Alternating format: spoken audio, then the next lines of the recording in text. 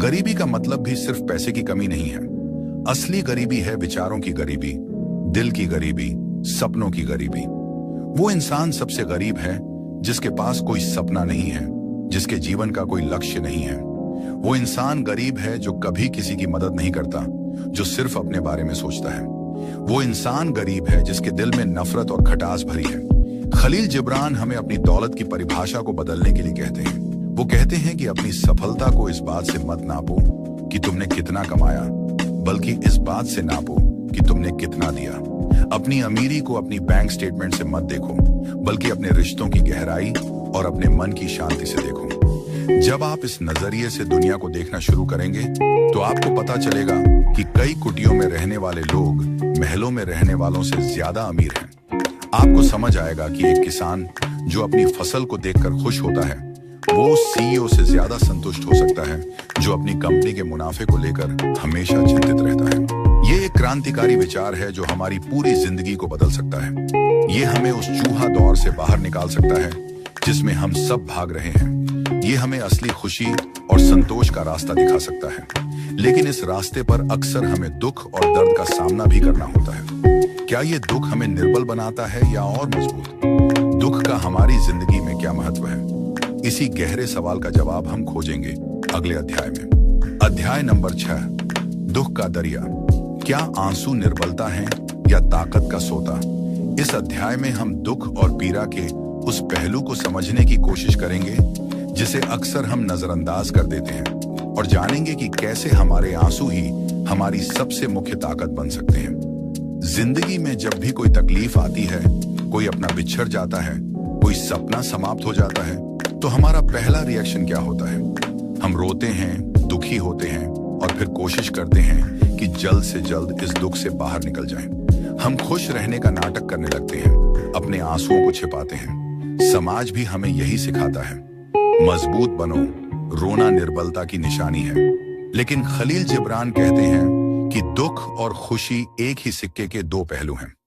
आप एक को चुनकर दूसरे को अलग नहीं कर सकते। जिस दिल में गहरी खुशी महसूस करने की क्षमता होती है, उसी दिल को गहरा दुख भी महसूस होता है। वो एक खूबसूरत उदाहरण देते हैं।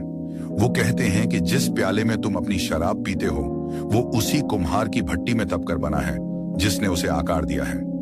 जो वाद्य यंत्र तुम्हारी आत्मा को सुकून देता है, वो उसी वुड से बना है जिसे चाकुओं से तराशा गया है। ठीक इसी तरह हमारा दिल भी दुख की आग में तपकर ही मजबूत और समझदार बनता है।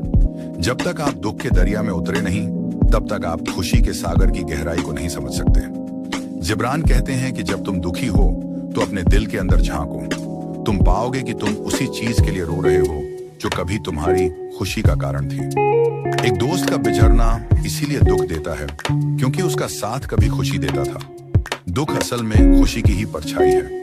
वो हमें याद दिलाता है कि हमने किसी चीज को, किसी इंसान को कितनी शिद्दत से चाहा था, कितना प्यार किया था। इसीलिए अपने दुख से भागो मत, उसे महसूस करो, अपने आंसुओं को बहने दो, क्योंकि आंसू वो बारिश है जो हमारे दिल की जमीन पर जमी हुई धूल को धो देते हैं और उसे फिर से नए सपनों के बीज बोने के लिए तैयार करते हैं। जो इंसान कभी रोया नहीं, उसका दिल एक रेगिस्तान की तरफ बंजर हो जाता है, जहां कोई भावना, कोई संवेदना पनप नहीं सकती। जब हम अपने दुख को दबाते हैं तो वो खत्म नहीं होता, बल्कि हमारे अंदर कहीं गहरे जाकर बैठ जाता है और किसी बीमारी के रूप में या बेवजह के गुस्से और चिड़चिड़ेपन के रूप में बाहर निकलता है।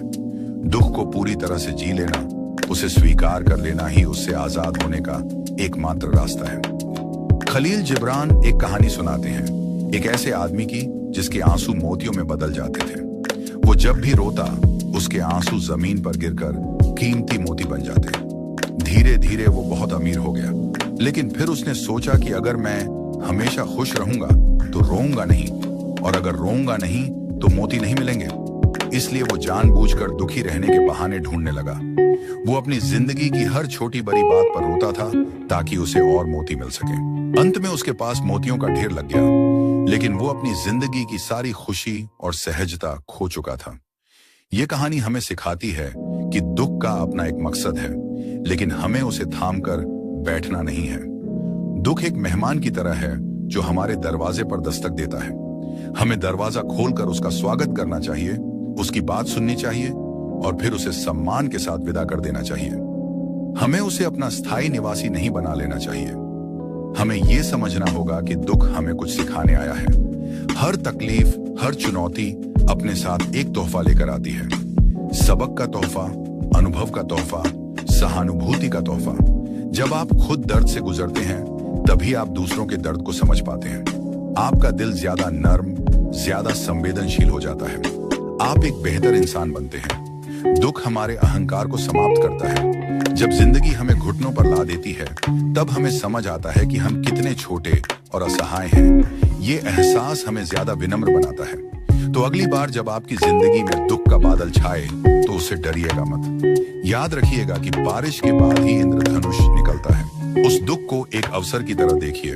खुद को बेहतर तरीके से जानने का अवसर, अपनी क्षमताओं को परखने का अवसर और जिंदगी के गहरे रहस्यों को समझने का अवसर। अपने आंसुओं को अपनी निर्बलता नहीं, अपनी ताकत समझिए। ये इस बात का सबूत है कि आप एक जिंदा दिल इंसान हैं जिसके अंदर भावनाएं हैं। ये इस बात का सबूत है कि आपने प्यार करने की हिम्मत की, सपने देखने की हिम्मत की। और जहां हिम्मत होती है वहां दर्द का होना लाजमी है। ये जिंदगी का हिस्सा है। जैसे रात के बिना दिन का कोई मतलब नहीं, वैसे ही दुख के बिना खुशी का कोई एहसास नहीं। लेकिन कई बार जब हम दुख और अकेलेपन से घिर जाते हैं तो एक चीज है जो हमें हमेशा सहारा देती है और वो है प्रकृति।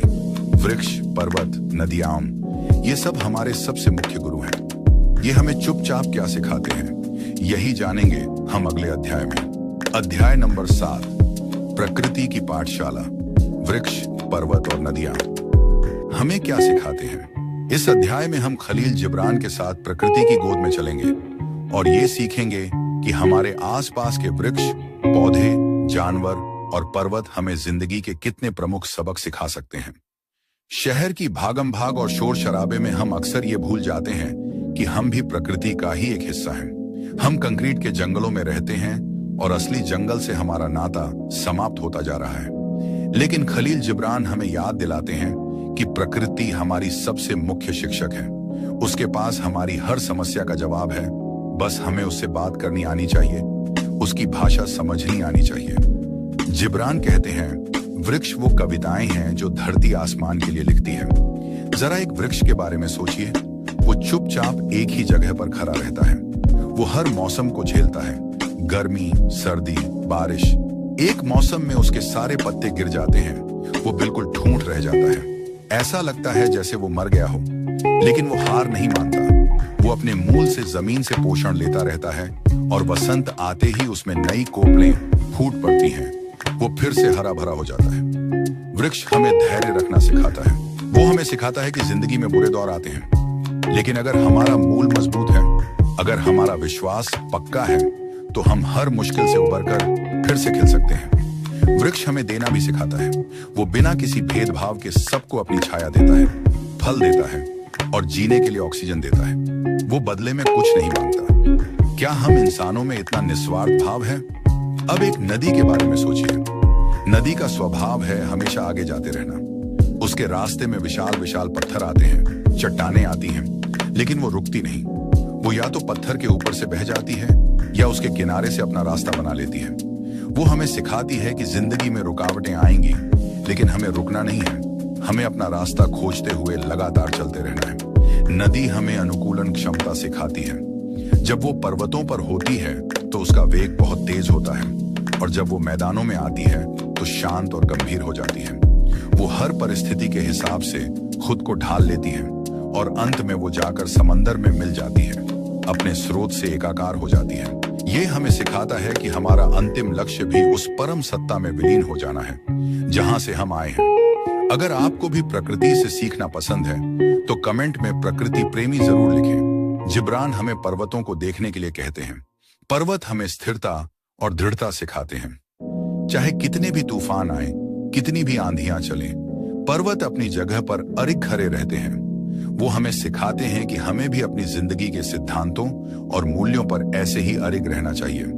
जब हम किसी पर्वत की चोटी पर पहुंचते हैं तो हमें दुनिया बहुत छोटी नजर आती है और हमारी अपनी समस्याएं तो और भी तुच्छ लगने लगती हैं।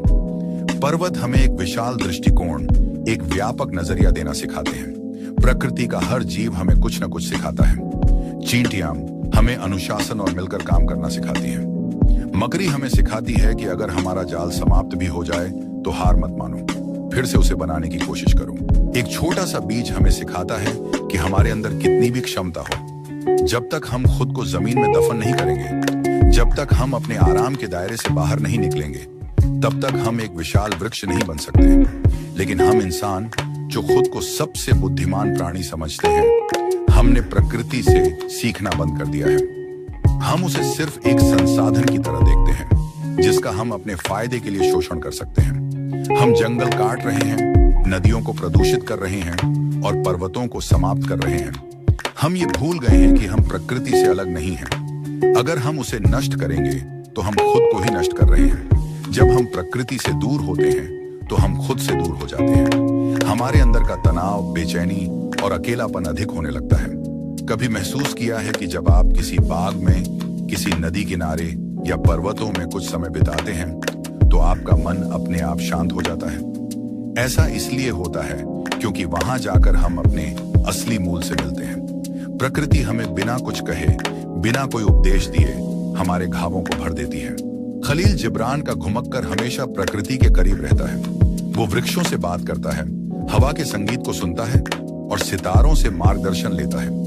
वो जानता है कि इंसानों की बनाई हुई किताबें जो ज्ञान नहीं दे सकती, वो ज्ञान प्रकृति की खुली किताब में लिखा हुआ है।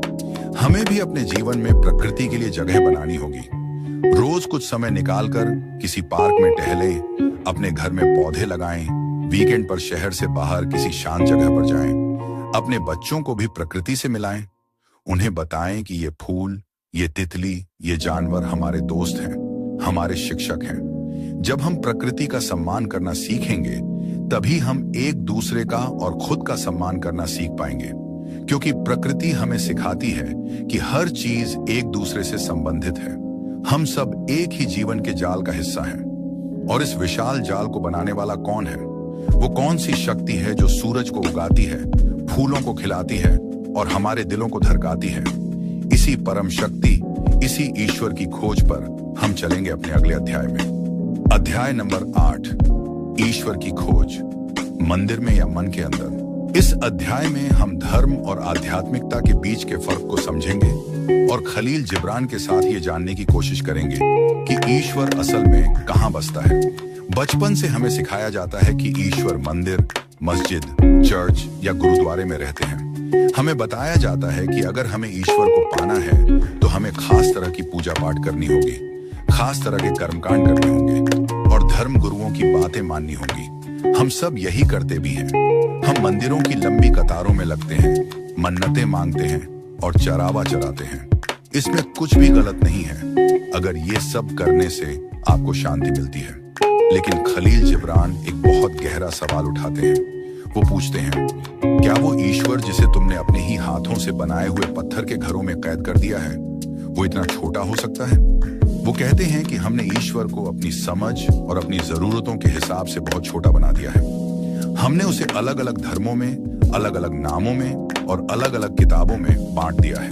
और फिर हम अपने अपने ईश्वर को दूसरे के ईश्वर से श्रेष्ठ साबित करने के लिए संघर्ष करते रहते हैं। जिब्रान कहते हैं कि ये बिल्कुल वैसा ही है जैसे 7 अंधे आदमी एक हाथी को छूकर उसका वर्णन कर रहे हों। जिसने पूंछ छुई वो कहता है हाथी रस्सी जैसा है, जिसने पैर छुआ वो कहता है हाथी खंभे जैसा है। वो सब अपनी अपनी जगह सही हैं, लेकिन वो पूरी सच्चाई नहीं जानते।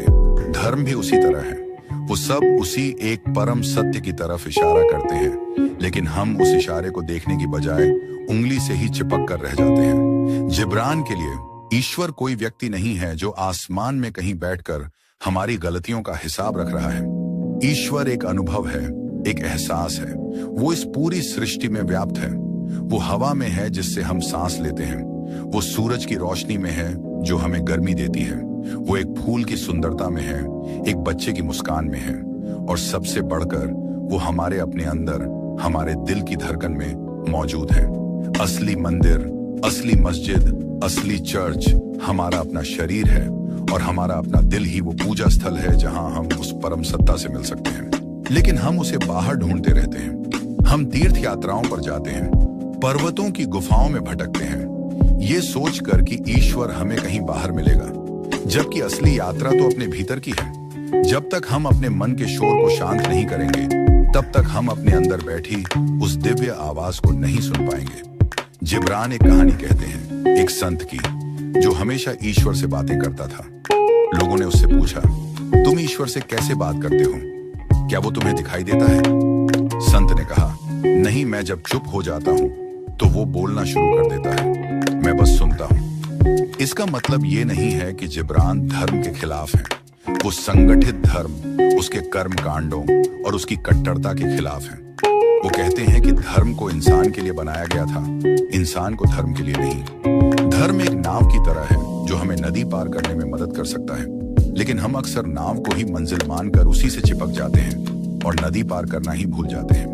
असली आध्यात्मिकता किसी धर्म का पालन करना नहीं, बल्कि अपने अंदर के दैवीय गुणों को विकसित करना है, जैसे प्रेम, करुणा, दया, क्षमा। जब आप किसी जरूरतमंद की मदद करते हैं तो आप ईश्वर की ही पूजा कर रहे होते हैं। जब आप किसी दुखी इंसान के आंसू पोंछते हैं तो आप ईश्वर के ही सबसे करीब होते हैं। जब आप बिना किसी भेदभाव के हर जीव से प्रेम करते हैं तो आप सबसे प्रमुख धार्मिक इंसान होते हैं। आपकी प्रार्थनाएं और आपके मंत्र तब तक बेमानी हैं जब तक आपके कर्मों में वो अच्छाई नहीं झलकती। तो ईश्वर को अपने अंदर कैसे खोजें? इसका रास्ता है आत्मनिरीक्षण और ध्यान। जब आप अपनी आंखें बंद करके अपनी सांसों पर ध्यान केंद्रित करते हैं तो धीरे धीरे आपके मन के विचार शांत होने लगते हैं। इस शांति में आपको एक गहरी उपस्थिति का एहसास होता है। वो उपस्थिति ही ईश्वर है।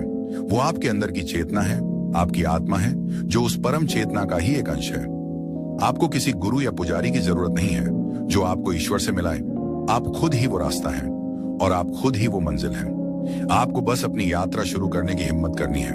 ये यात्रा आसान नहीं है। इस पर आपको अपने ही बनाए हुए अहंकार, लालच और नफरत के राक्षसों से मुकाबला करना होगा। लेकिन जब आप इस यात्रा पर आगे जाएंगे तो आप पाएंगे कि आप अकेले नहीं हैं। पूरी कायनात आपकी मदद कर रही है। ये समझ लेना कि ईश्वर हमारे अंदर ही है, एक बहुत मुख्य आजादी है। इसका मतलब है कि आपको खुशी या शांति के लिए किसी और पर निर्भर रहने की जरूरत नहीं है। सब कुछ आपके भीतर है।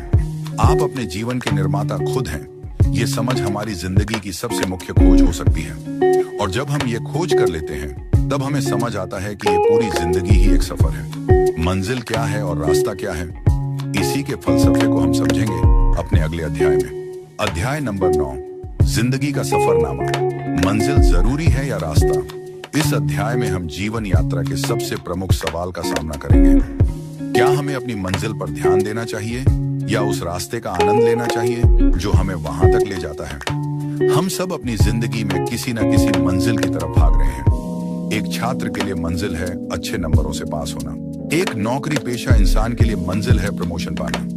एक व्यापारी के लिए मंजिल है ज्यादा मुनाफा कमाना। हम अपनी सारी ऊर्जा, अपना सारा ध्यान उस मंजिल पर लगा देते हैं। हम सोचते हैं कि जब हम उस मंजिल पर पहुंच जाएंगे तब हमें असली खुशी मिलेगी, तब हम आराम से जिएंगे। और इस चक्कर में हम उस रास्ते को, उस सफर को जीना ही भूल जाते हैं। हम आज को कल के लिए कुर्बान करते रहते हैं। लेकिन खलील जिब्रान हमें याद दिलाते हैं कि जिंदगी किसी मंजिल का नाम नहीं है, जिंदगी एक सफर का नाम है। असली मजा, असली सीख और असली खुशी मंजिल पर पहुंचने में नहीं, बल्कि उस रास्ते पर चलने में है। सोचिए, जब आप किसी पर्वत पर ऊपर जाते हैं तो सबसे यादगार पल कौन से होते हैं? वो पल जब आप चोटी पर पहुंचते हैं या वो पल जो आपने रास्ते में बिताए? दोस्तों के साथ हंसी मजाक, रास्ते की थकान, खूबसूरत नजारे और हर कदम पर खुद को चुनौती देना। ज्यादातर लोग कहेंगे कि रास्ता ज्यादा यादगार था। जिंदगी का भी यही सच है। जिब्रान कहते हैं कि हमने भविष्य को इतना महत्वपूर्ण बना दिया है कि हम वर्तमान में जीना ही भूल गए हैं। हम हमेशा एक दिन के इंतजार में रहते हैं। एक दिन जब मेरे पास बहुत पैसा होगा तब मैं खुश रहूंगा। एक दिन जब मेरे बच्चे विशाल हो जाएंगे तब मैं आराम करूंगा। एक दिन जब मैं रिटायर हो जाऊंगा तब मैं दुनिया घूमूंगा। लेकिन वो एक दिन कभी नहीं आता, क्योंकि जब आप एक मंजिल पर पहुंचते हैं तो आपका मन एक नई, उससे भी विशाल मंजिल बना लेता है। ये एक मृग तृष्णा की तरह है। आप जितना उसके पास जाने की कोशिश करते हैं वो उतना ही दूर होती जाती है।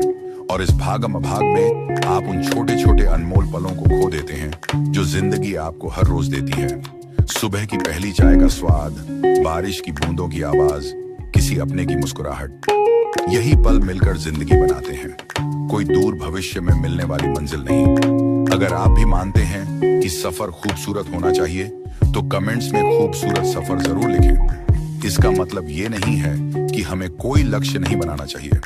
लक्ष्य बनाना जरूरी है, वो हमें दिशा देते हैं, लेकिन हमें लक्ष्य से इतना भी नहीं चिपक जाना चाहिए कि हम रास्ते का आनंद ही न ले पाएं। लक्ष्य एक दिशा सूचक की तरह होना चाहिए जो हमें बताता है कि हमें उत्तर दिशा में जाना है, लेकिन उत्तर दिशा में जाते हुए हम रास्ते में आने वाले जंगलों, नदियों और गांवों का मजा तो ले ही सकते हैं। खलील जिब्रान का घुमक्कर कभी किसी मंजिल की तलाश में नहीं रहता, उसकी यात्रा ही उसकी मंजिल है। वो हर नए गांव, हर नए इंसान, हर नए अनुभव को अपनी मंजिल मानता है। वो हर पल को पूरी तरह से जीता है। वो जानता है कि कल क्या होगा ये किसी को नहीं ज्ञात। जो कुछ भी है वो बस यही पल है, यही जीने का असली तरीका है। जब आप रास्ते पर ध्यान देना शुरू करते हैं तो आपकी जिंदगी बदल जाती है। आप छोटी छोटी चीजों में खुशी ढूंढने लगते हैं। आप हर अनुभव से कुछ सीखने की कोशिश करते हैं, चाहे वो अच्छा हो या बुरा। असफलताएं आपको मंजिल से दूर नहीं ले जाती, बल्कि वो भी सफर का ही एक हिस्सा बन जाती है। एक ऐसा घुमाव जहां से आप कुछ सीख कर आगे जाते हैं। जिंदगी के इस सफर में एक चीज निश्चित है और वो है बदलाव। कुछ भी स्थायी नहीं है। आज जो खुशी है वो कल दुख में बदल सकती है और आज का दुख कल खुशी का कारण बन सकता है।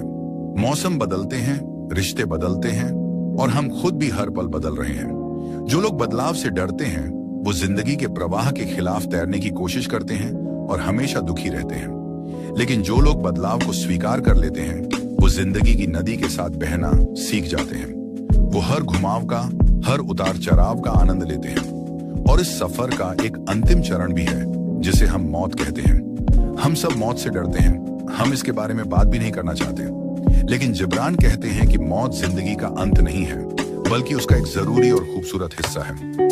जैसे एक नदी समंदर में मिलकर खत्म नहीं होती बल्कि विशाल हो जाती है, वैसे ही हमारी आत्मा भी मौत के बाद उस परम आत्मा में विलीन हो जाती है।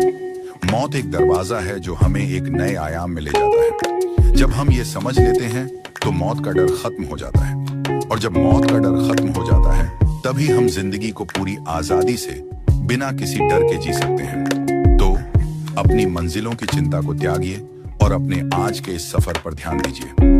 हर कदम का मजा लीजिए, क्योंकि यही सफर ही असली जिंदगी है। और ये सफर हमें कहाँ ले जाता है? ये हमें वापस हमारे अपने घर ले जाता है। कौन सा है वो असली घर? यही होगा हमारे अंतिम अध्याय का विषय। अध्याय नंबर 10, घर वापसी, असली मंजिल की ओर पहला कदम।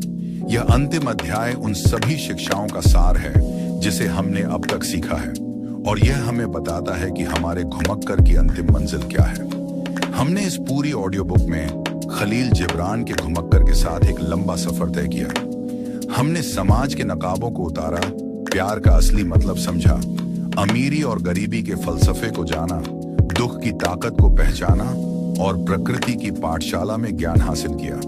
हमने ईश्वर को अपने भीतर खोजा और ये जाना कि जिंदगी एक सफर है, मंजिल नहीं।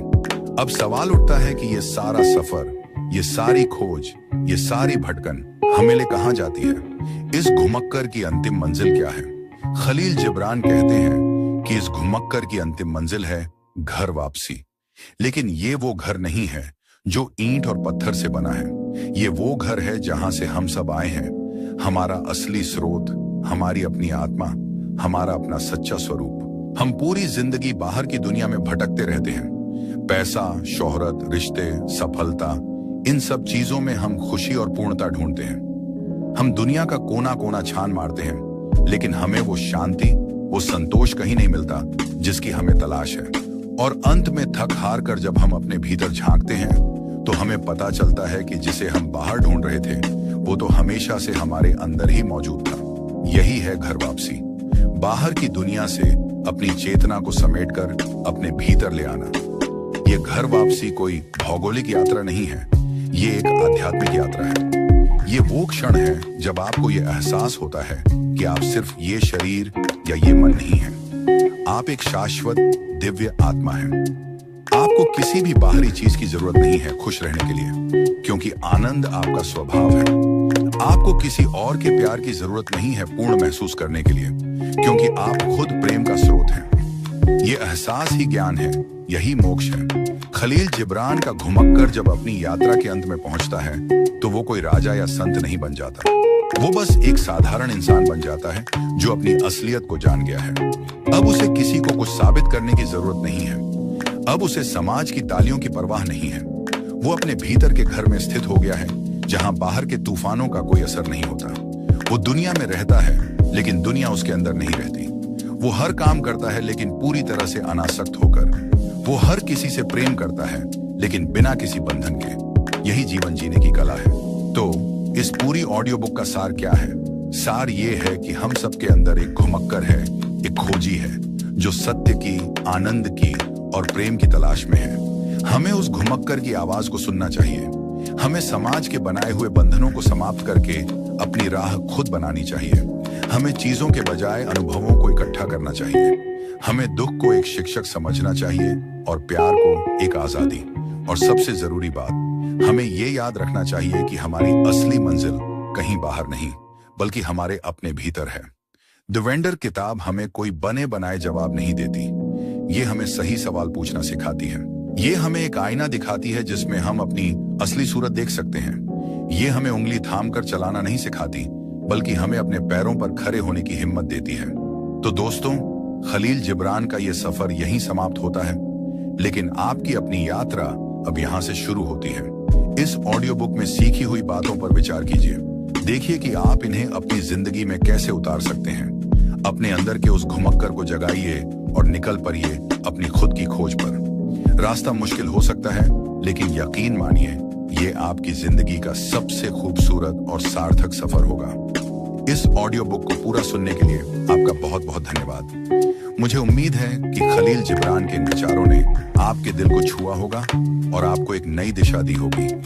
अगर आपको ये ऑडियो बुक पसंद आई तो कृपया इस वीडियो को लाइक करें, अपने दोस्तों और परिवार के साथ शेयर करें जिन्हें इसकी जरूरत हो सकती है, और कमेंट्स में हमें बताएं कि आपको सबसे अच्छी बात कौन सी लगी। आपका एक एक कमेंट हमें और भी बेहतर काम करने की प्रेरणा देता है। और हाँ, अगर आप ऐसी ही ज्ञानवर्धक और प्रेरणादायक ऑडियो बुक्स और सुनना चाहते हैं तो हमारे चैनल ऑडियो बुक लेजेंड्स को सब्सक्राइब करना बिल्कुल ना भूलें और उस घंटी वाले आइकॉन को भी दबा दें, ताकि आप हमारी कोई भी नई वीडियो मिस ना करें। हम आपसे मिलेंगे अगली ऑडियो बुक में एक नई किताब, एक नई यात्रा के साथ। तब तक खुश रहिए, सीखते रहिए और अपने अंदर के घुमक्कर को हमेशा जिंदा रखिए। धन्यवाद।